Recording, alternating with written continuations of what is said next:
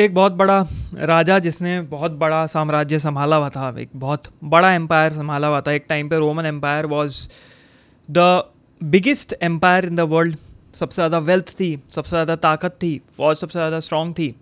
PACS Romana करके एक time frame था जिसको कहा जाता है 200 साल का peaceful period in Rome, particularly predominantly Europe में, because of the emperors. And Marcus Aurelius was last of the emperors. And during that tenure, Marcus Aurelius ने एक राजा होते हुए अपनी चीज़ें जर्नल करी, अपनी चीज़ें he used to write down। हम लोग भागते हैं ना, लिखने से भागते हैं। मैं भी इस चीज़ का आई एम ऑल्सो गिल्टी कि मुझे लिखना पसंद नहीं है। बट दिस गाय जो इतना बिजी है, इतना बड़ा एम्पायर संभाल रहा है, वो चीज़ें लिखता था, नोट डाउन करता था और सब चीज़ें नोट डाउन करी। He never meant to publish this but everything got published. इनकी किताब मेडिटेशंस जो जर्नल की तरह है, खोलोगे तो एक होली बुक जैसी लगती है। ऐसा लगता है एक होली बुक है किसी अब्राहमिक रिलीजन की, बट रिलीजियस आइडियोलॉजीज हटा के it is more of a personal development kind of book. अपने बारे में मार्कस ऑरेलियस ने लिखा, अपने आप को सहानुभूति देते हुए, अपने आप को इंस्पिरेशन देते थे, मोटिवेशन देते थे। आज हम कोशिश करेंगे कि इनके एक दो पैराग्राफ उठा के हम यहाँ पे समझाने की कोशिश करें ये क्या कहने की कोशिश कर रहे थे और हम अपनी लाइफ में कैसे अप्लाई कर सकते हैं। तो यहाँ पे हम लोग बुक 2 लेंगे, इसका पार्ट 1। अब क्या है, मेरे से थोड़ी सी गलती ये हुई, मैंने जो किताब मंगवाई, ये वाली किताब फिंगरप्रिंट क्लासिक्स की है, अमेज़ॉन में हार्ड कवर है, बट इसकी जो इंग्लिश है, वो जो ट्रांसलेशन है मेडिटेशंस का, इट इज़ आर्काइक इंग्लिश, काफ़ी old archaic English which is thou और दाए, इस टाइप की इंग्लिश। तो थोड़ा सा समझने में डिफ़िकल्ट हो जाता है। बट अगर तुम थोड़ा सा Marcus Aurelius meditations easy translation PDF type करोगे गूगल के ऊपर, तो you will get the easy translation free में। You don't need to buy this particularly, ठीक है। तो हम लोग यहाँ पे ले लेते हैं, यहाँ पे बुक 2 का हम लोग सेकंड वाला पैसेज लेंगे, ये सेकंड पैसेज लेंगे। अब यहाँ पे एक ब्लैक स्क्रीन आएगी, उसमें जो इसका एग्जैक्ट वर्डिंग्स है वो आ जाएगी। उसके बाद मैं उसकी इजी ट्रांसलेशन बताऊँगा और फिर इसको हम समझने की कोशिश करेंगे। तो यहाँ ध्यान देना।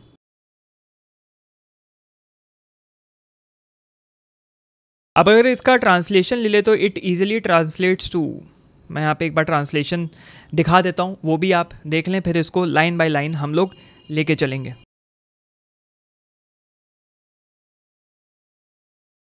यहाँ पे मार्कस ऑरेलियस कहते हैं, what am I really, just a bit of flesh breath and a thinking mind. ये बहुत गौर करने वाली चीज़ है। यहाँ पे मार्कस ऑरेलियस ने ना एक सेंस ऑफ डिवाइड क्रिएट किया, एक डुअलिस्टिक डिवाइड जो बोल सकते हैं माइंड में और बॉडी में। एक तरफ ये माइंड है, एक तरफ ये बॉडी है, और इन दोनों के बीच में डिफरेंस समझना बहुत ज़रूरी है। और ये कोटेशन अपने आप में, ये लाइन, ये पंक्ति अपने आप में दर्शाता है कि इंसान अपनी रोज़मर्रा की ज़िंदगी में कैसे भूल जाता है कि there is a fine line of difference between mind and the body. और जिस तरीके से लाइनें यहाँ पे लिखे से ही पता लगता है, the body will always stay inferior to the mind, मतलब नीचे रहेगी माइंड से। आप कितनी कोशिश कर ले अपने बॉडी को इंटरटेन करने के लिए, लेकिन आपका माइंड हमेशा आपके बॉडी से ऊपर रहेगा, क्योंकि बॉडी डिस्ट्रक्टिबल है, उसको डिस्ट्रॉय कर सकते हैं, बट माइंड इज़ इनडिस्ट्रक्टिबल, वो डिस्ट्रॉय नहीं हो सकता अकॉर्डिंग टू मार्कस ऑरेलियस। आप अभी हम जाएंगे नहीं कि कॉन्शियसनेस क्या होती है, सोल होती है नहीं होती है, मरने के बाद कॉन्शियसनेस का क्या होता है, बट जितनी लिमिटेड नॉलेज उस टाइम पे थी उस हिसाब से, या अभी भी जितनी लिमिटेड नॉलेज और इन्फॉर्मेशन हमारे पास है कॉन्शियसनेस की और इन सब चीज़ों की, आफ्टर लाइफ की, डेथ फिलॉसफी की, उससे हम यही कह सकते हैं कि भाई साहब, mind is something which is abstract, जो ऐसा नहीं है कि तुम उसको किसी चीज़ में उतार सकते हो, उसका कोई फिजिकल फॉर्म नहीं है। अभी भी साइंस इसको समझा नहीं पाया है। और ऑन अ डेली बेसिस हम ये भूल जाते हैं कि हमारा माइंड एग्जिस्ट करता है which is detach from the body. और जिसको ये चीज़ बुलशिट लगेगी ना, you try meditation any time, when you try doing meditation, तो there is this activity in meditation जिसमें you detach your self from your body, basically अब इसमें ये नहीं कि तुम एस्ट्रल प्लेन पे चले गए और दूसरे प्लेन पे हो and you are in this perspective, तुम्हारी आत्मा बाहर निकल रही है. It's as simple as you imagining yourself outside of your body. तुम इमेजिन कर रहे हो कि तुम्हारी अंदर से कोई चीज़ निकल के तुम्हें देख रही है, मतलब तुम तुम्हारे अंदर से निकल के देख रहे हो तो अपने आप को, and your body just sitting there.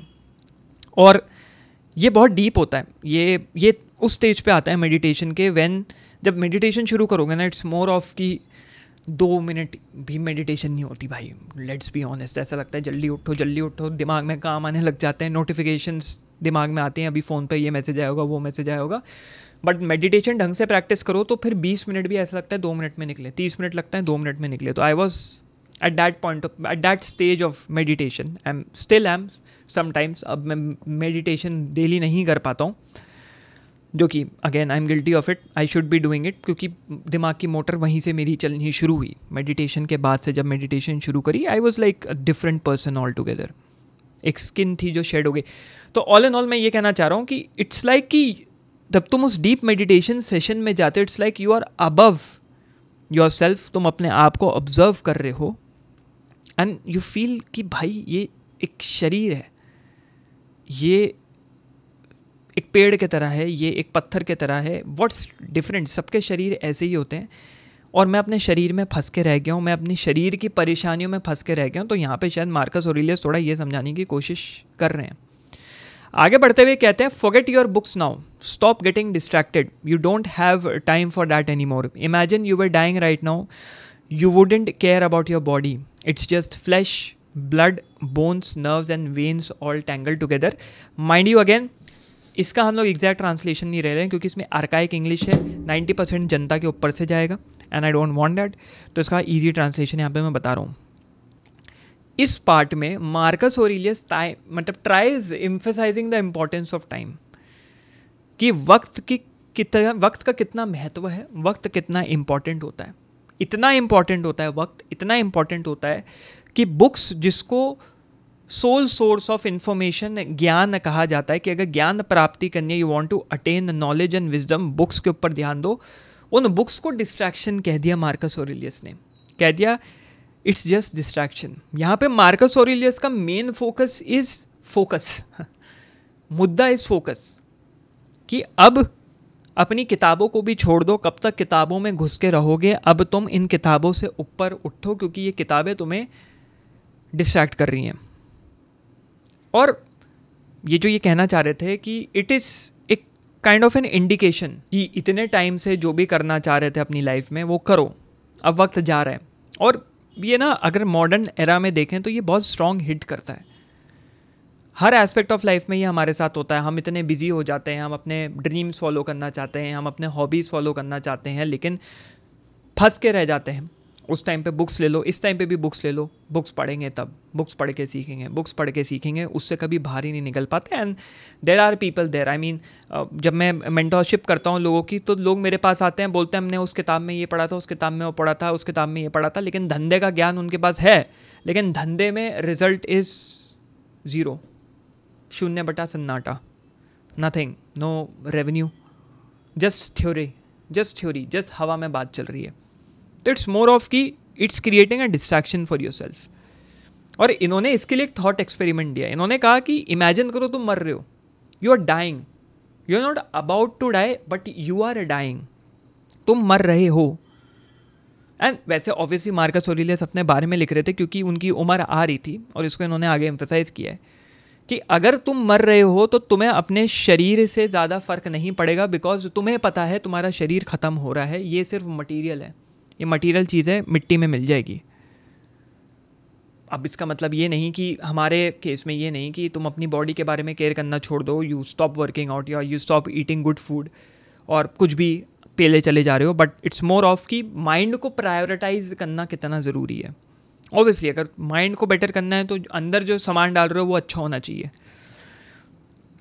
और जिस दिन तुम माइंड को प्रायोरिटाइज करोगे, बॉडी अपने आप अच्छी हो जाएगी, and vice versa in most cases. तो ये जो कह रहे हैं, ये बात इसलिए कह रहे हैं जिससे हम एम्फेसिस डालें अपने माइंड के ऊपर, और अपने माइंड को ये बताएं कि भाई अभी तू सबसे इम्पोर्टेंट चीज़ है मेरे लिए.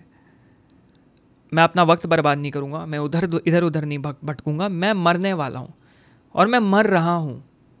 ऑब्वियसली अगर तुम अपनी लाइफ इंप्रूव नहीं करोगे, यू आर डाइंग। हो सकता है तुम्हारी लाइफ स्पैन से 5 साल 10 साल कम हो जाए, हु नोस।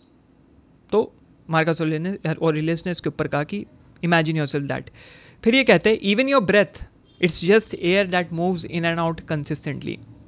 ये चीज़ यहाँ पे इतनी इम्पॉर्टेंस इन्होंने टाइम की दिखा दी है कि अब ये कह रहे हैं कि जो अब तुम्हारी सांस है वो भी इनसिग्निफिकेंट है। सांस, ऑक्सीजन, सांस लेना अंदर बाहर सबसे इंपॉर्टेंट होता है इंसान के लिए, तो जिससे वो जीवित रहे, मृतक ना हो जाए, मर ना जाए। बट यहाँ पे अभी वक्त की इंपॉर्टेंस इतनी ज़्यादा है, time is the biggest currency now, कि तुम अपने ऊपर ध्यान देना छोड़ दो, it's just air coming in and out. वैसे ऑब्वियसली ये बहुत रिडक्शनिस्ट पर्सपेक्टिव है कि, और रिडक्शनिस्ट मतलब कि चीज़ को इतना रिड्यूस कर दिया इतने मतलब इतने वाइड एनालॉजीज पे।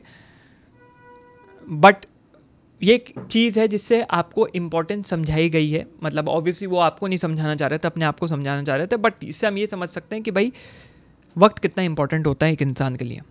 और ये रिडक्शनिस्ट पर्सपेक्टिव एक अर्जेंसी क्रिएट करने के लिए, सिचुएशन की अर्जेंसी, जग जाओ, हर सेकंड काउंट करता है। और ये अर्जेंसी ही है जो तुम्हें इस परेशानी से बाहर निकालेगी और तुम्हें सही में बताएगी फोकस कहाँ करना है। अर्जेंसी से याद है भाई, मैंने मार्कस ऑरेलियस का और टूल्स अपने मास्टर क्लास में समझा रखे हैं। 102 घंटे के लेक्चर्स हैं, इनके प्रैक्टिकल टूल्स कैसे आप अपनी लाइफ में एक्चुअली अप्लाई कर सकते हैं to win mentally, financially and socially.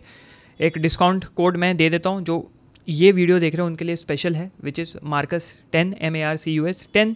जाओ उसको रिडीम करो and get your master class now. आगे बढ़ते हुए कहते हैं now focus on the most important part, your mind, the part that rules everything. You are not a child anymore. Don't let your mind be a slave. Don't let it be controlled like a puppet by your emotions or what other people do. वैसे child की जगह old man है original translation में, but सीधा साधा इनके कहने का मतलब है कि भाई चूंकि हमने डिस्ट्रैक्शन हटा दिया है तो वहाँ हमने एक वॉइड क्रिएट किया है डिस्ट्रैक्शन हटा के, अब वहाँ हमें कुछ भरना है तो हम उसको फोकस से भरेंगे। और फोकस कहाँ करें? फोकस अपने माइंड पे करो। माइंड, वो सुना होगा ना मीम में या वो बायोलॉजी में होता है ना कि powerhouse of the cell mitochondria, वैसे ही माइंड तुम्हारा पावर हाउस है, सब कुछ कंट्रोल करता है। और चूँकि Marcus Aurelius was getting old so he is telling himself that you are becoming an old man, but एक कंपैरिजन ड्रॉ यहाँ पे किया जा सकता है। चूँकि तुम ओल्ड मैन बनते जा रहे हो तो एक बच्चे की तरह मत रहो। एक बच्चा एक गुलाम की तरह होता है, एक बच्चे को जो बोला जाए वो फॉलो करता है विदाउट कंसिडरिंग कॉन्सिक्वेंसेस, कि उसके कॉन्सिक्वेंसेस क्या हो सकते हैं। जैसे on a daily basis I see, I mean तुम मेरा कमेंट, मतलब it's a prime example, my comment section is a prime example. 25-25 साल के बच्चे दिख जाएंगे तुम्हें, 24-24 साल के बच्चे दिख जाएंगे, they are speaking anything just because they can hide behind a screen, अपने स्क्रीन के पीछे हैं, उनकी आइडेंटिटी रिवील नहीं है, उनका एड्रेस रिवील नहीं है, उनका phone number email address reveal नहीं है, तो दे थिंक वो कुछ भी हक देंगे अपने मुंह से and they will get away with it, which they do obviously. But you can see this, you can see the consequences. मतलब ऐसा लगता है वो इंसान गुलाम की तरह है, जो नैरेटिव चल रहा है वो नैरेटिव वो इंसान उगल देता है without knowing the consequences. But point to be made is, एक पॉइंट ऑफ टाइम पे कभी ना कभी उसको ये चीज़ रियलाइज़ ज़रूर होगी कि मैंने कितनी बड़ी गलती करी थी, और जब वो रियलाइज़ होगा वो बहुत देर हो चुकी होगी, his life will be totally messed up, पूरी तरीके से ख़त्म हो चुकी होगी। वो अपने हो सकता है अर्ली 30s में हो या लेट 30s में हो, एंड उसका बच्चा उसको गाली दे रहा है, उसकी शादी हो गई होगी, उसकी बीवी उसको कोस रही है, घर में कलेश चल रहा है, माँ बाप बोल रहे हैं घर नहीं संभाल पा रहा है, ऑफिस में बॉस गाली दे रहा है, दोस्त लोग हैंग आउट नहीं करना चाहते हैं, सिर्फ शराबी फ्रेंड्स आसपास हैं, and you know it's a messed up life. पैसा कमाना है लेकिन कमा नहीं पा रहा, कंफर्टेबल लाइफ नहीं दे पा रहा, बच्चा आके बता रहा है उसका बाप देखो अपने बेटे को इस गाड़ी में लेके आता है स्कूल में छोड़ने के लिए, and you are just driving a Maruti Suzuki. I mean it's a shame kind of, right? But लोगों को ये नहीं लगता, लोग ये रियलाइज़ नहीं करते हैं, एंड उनको जो बोला जाता है वो करते जाते हैं। अभी आगे बढ़ते हुए यहाँ पे इनका कहना था कि इग्नोरेंस इतनी ज़्यादा बढ़ गई है कि लोग इग्नोर कर रहे हैं, या मैं इग्नोर कर रहा हूँ कि अब मैं एक ओल्ड मैन बन चुका हूँ। ये किताबें, आसपास के लोग, मेरा शरीर एक डिस्ट्रैक्शन बन चुका है। वो डिस्ट्रैक्शन इतना स्ट्रॉन्ग है कि उसने मुझे भुलवा दिया है कि मैं एक बुढ़ा इंसान हूँ, मैं बूढ़ा हो चुका हूँ अब। और इसको रियलाइज़ करना बहुत ज़रूरी है, वरना इस पपेट्री में फंसे रह जाओगे। जैसे पपेट होता है ना, पपेट चलाया जाता है, पपेट जो कि होता है लोगों को, पीपल आर पपेट, उनका कोई खुद की आइडेंटिटी नहीं है, उनका खुद का कोई डिसीजन नहीं है, उनका कोई स्किल सेट नहीं है, वो सिर्फ पपेट्स हैं। किसी ने बोला ये एग्ज़ाम देना है, वो एग्ज़ाम दे दिया। किसी ने बोला यहाँ अप्लाई कर दे, वहाँ अप्लाई कर दिया। किसी ने बोला ये अच्छा है, वो करने लग गए। तो अपने प्रेजेंट को इफेक्ट मत होने दो इस मीडियोकर चीज़ों से, मतलब इस वेरी नॉर्मल वेरी प्लेन चीज़ों से। एंड रियलाइज दिस कि गेटिंग ओल्ड इज़ नोबल, एक बहुत खूबसूरत चीज़ है। तुम बूढ़े हो रहे हो, तुम्हारे पे एक्सपीरियंस आ रहा है, बूढ़ा हर इंसान हो रहा है, आई मीन ऑन एन एक एवरी सेकेंड बेसिस। बूढ़ा मतलब ये नहीं दाढ़ी सफ़ेद, बाल सफ़ेद वाला बूढ़ा नहीं, बूढ़ा मतलब हर second your mind is changing, your life is changing, that is बूढ़ा। तो उसको रियलाइज़ करो, जिस पे इन्होंने आगे ऐड किया, stop being unhappy with where you are in life and stop being afraid of what's ahead. लोग ना अपनी फेट से बहुत ज़्यादा डरते हैं, मेरे साथ क्या होगा आगे जाके, ये ना हो जाए, वो ना हो जाए, ऐसा ना हो जाए, वैसा ना हो जाए। तो दे डोंट टेक कदम, ऐसे कदम जो उनकी लाइफ चेंज कर सकते हैं, और उस वजह से, उस सोच की वजह से वो अपना प्रेजेंट ख़राब करते हैं। और जिस दिन ये रियलाइजेशन अंदर आ जाएगी कि चाहे आगे कुछ भी हो तुम्हारे साथ, अच्छा हो बुरा हो, it will just give you lesson. और जब तक लेसन नहीं मिलेगा तुम सीखोगे कैसे? और लेसन्स होते ही हैं सीखने के लिए। आई मीन लोगों को लगता है, लोग इस तरीके से अपने फ्यूचर को सोचते हैं कि मैं हर चीज़ परफेक्ट करने की कोशिश करूँगा, कुछ गलती ना हो, उस चक्कर में वो चीज़ को पुश कर देते हैं। चाहे कोई नेक्स्ट टास्क हो, अपने रेजोल्यूशंस हो, उसको परफेक्शनिज्म की तरफ पुश करने की कोशिश करते हैं। उसी की वजह से प्रोक्रेस्टिनेशन आ जाता है, और तुम देखते हो मैं 3 साल बाद भी वही हूँ, मैं 4 साल बाद भी वही हूँ, या मैं 6 महीने बाद भी वही हूँ, मैं आगे नहीं बढ़ पा रहा हूँ। Because you are scared to take lessons. If you are person who is very fast, वो उसी वक्त इम्प्लीमेंट करेगा और उसको आगे बढ़ाने की कोशिश करेगा। ये मैंने मार्कस ऑरेलियस के प्रोटोकॉल्स में इसके ऊपर पूरा समझाया हुआ है मास्टर क्लास में अगेन। तो all in all, stop being afraid and get to it, that is the point. लोग डरते हैं किसी भी नेक्स्ट कदम को उठाने से पहले। एक एक्सटर्नल वैलिडेशन मिल जाए, 10 लोगों को वॉइस नोट्स भेजेंगे, 5 लोगों को टेक्स्ट करेंगे, अरे मैं ये कर रहा हूँ, अरे मैं ये कर रहा हूँ, अरे मैं ये कर रहा हूँ, तेरे को क्या लगता है, तेरे को क्या लगता है। 10 लोग 10 तरीके का ओपिनियन देंगे, कुछ लोग सपोर्ट करेंगे, हो सकता है तुम काम शुरू करो, फिर वो तुम्हें देखेंगे कि you are succeeding in what you are doing, you just stick to it, तुम यू स्टक टू इट, तुम उस पर चिपके रहे अपने काम पे, फिर वो लोग चिढ़ने लग जाएंगे। जो लोग तुम्हारी हु करके तारीफ़ कर रहे थे, हाँ भाई आगे बढ़ आगे बढ़, जब तुम थोड़ा सा आगे बढ़ जाओगे, उनसे थोड़े बेटर हो जाओगे, तुम्हें नीचे लाने की कोशिश करेंगे subconsciously. And remember this, so at the first place validation लेने का कोई मतलब नहीं, क्योंकि वही लोग तुम्हें नीचे खींचेंगे। This is basic human psychology, और you can not help it. तो इफ़ यू आर एक्सपेक्टिंग कि लोग तुम्हें सपोर्ट करें, लोग तुम्हें प्रमोट करें, जो कि ऑब्वियसली करेंगे, स्टार्टिंग में सबके अंदर जोश होता है करने का, हाँ भाई कुछ कर रहे हैं नया करने दो भाई, देखते हैं कहाँ तक जाएगा। एंड उस चक्कर में तुम आगे बढ़ते हो, फिर वो तुमसे दूर हट जाते हैं, फिर तुम बोलते हो मेरी वैलिडेशन चली गई, फिर तुम उस काम को छोड़ देते हो, फिर तुम्हारी और बेइज्जती होती है कि तो छोड़ देता है, फिर वो और मजाक बनाएंगे इसने छोड़ दिया। सो इट्स बेस्ट कि start doing anything and everything, it's up to you, I mean. तो हाँ, ये था मार्कस ऑरेलियस, बुक 2 पैसेज 2। अगर ये वीडियो अच्छा लगा हो तो do let me know in the comment section. इसके जैसे और किताबें हैं, माकियावेली की प्रिंस है, नीचा के 10 पोक ज़रथुस्त्रा है, और भी हैं किताबें, उनको हम लोग कवर कर सकते हैं, उनका एक पैरा उठा के कि कैसे उसको हम अप्लाई कर सकते हैं अपनी लाइफ में। फ़िलॉसफी तो हर कोई समझा रहा है, हर जगह समझा रहा है, मैं भी समझाता आया हूँ, बट रियलाइज़ ये होता है कि भाई फ़िलॉसफी समझने के लिए नहीं है, philosophy is more of practical implementation. जब तक प्रैक्टिकली इम्प्लीमेंट नहीं करोगे, इट्स बुलशिट, इट्स हवाबाजी, इट्स बोरिंग, इट्स जस्ट ज्ञान। ठीक है, तो rather start applying it in your life. ठीक है, so do comment down। मिलते हैं किसी अगले लेक्चर में।